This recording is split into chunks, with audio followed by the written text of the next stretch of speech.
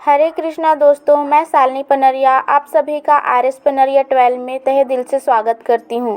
तो दोस्तों, हम आज इस वीडियो के माध्यम से जानेंगे कि मोक्षदा एकादशी कब है, एकादशी तिथि कब से कब तक होगी, पूजा तथा पारण का शुभ मुहूर्त, इन सभी विषयों पर हम चर्चा करेंगे।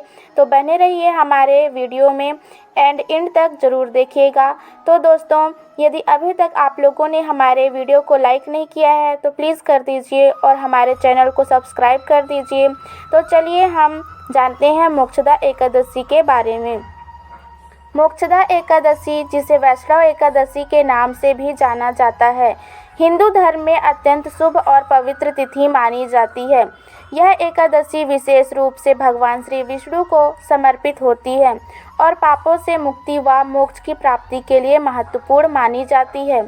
इस दिन व्रत रखने और भगवान विष्णु की आराधना करने से व्यक्ति को जन्म मरण के चक्र से मुक्ति मिलती है। दोस्तों, 2024 में मोक्षदा एकादशी 11 दिसंबर बुधवार को पड़ रही है। आइए हम एकादशी तिथि कब आरंभ होगी और कब समाप्त होगी, इन विषयों पर भी चर्चा कर लेते हैं। पंचांग के अनुसार इस व्रत का आरंभ 11 दिसंबर को देर रात 3:42 पर होगा। वहीं इस तिथि का समापन 12 दिसंबर को देर रात 1:09 पर होगा। उदय तिथि के अनुसार इस साल मोक्षदा एकादशी का व्रत 11 दिसंबर 2024 को रखा जाएगा। वहीं मोक्षदा एकादशी व्रत का पारण 12 दिसंबर 2024 गुरुवार को किया जाएगा।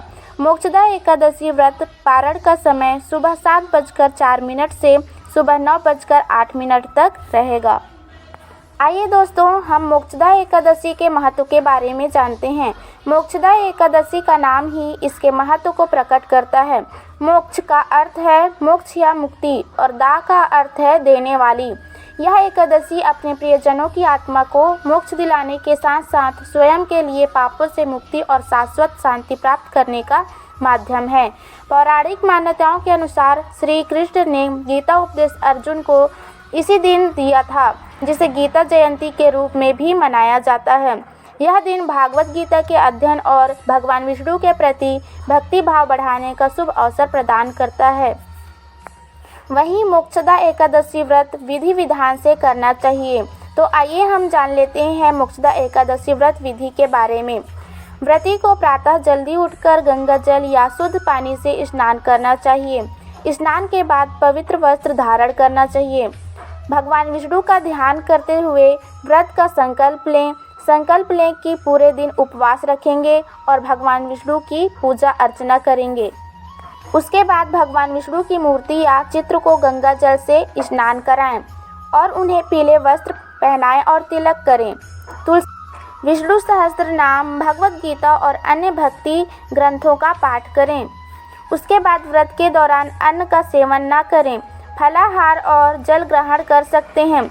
यदि पूर्ण उपवास संभव न हो तो एक बार फलाहार कर सकते हैं। तामसिक भोजन जैसे प्याज, लहसुन और मांसाहार से पूरी तरह परहेज करें।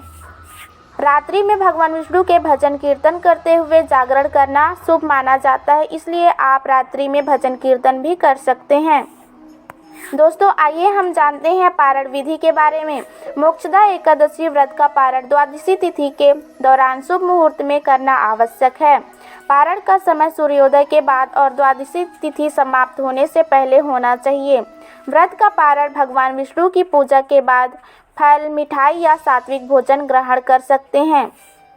वहीं मोक्षदा एकादशी का पालन करने से अनेक लाभ होते हैं। आइए हम उन लाभों के बारे में भी जानते हैं। पापों का नाश होता है और व्यक्ति को मोक्ष की प्राप्ति होती है। यह दिन भगवत गीता के अध्ययन और आत्मज्ञान प्राप्ति करने के लिए आदर्श माना जाता है। परिवार के दिवंगत सदस्यों की आत्मा को शांति और मोक्ष प्रदान करने में सहायक है।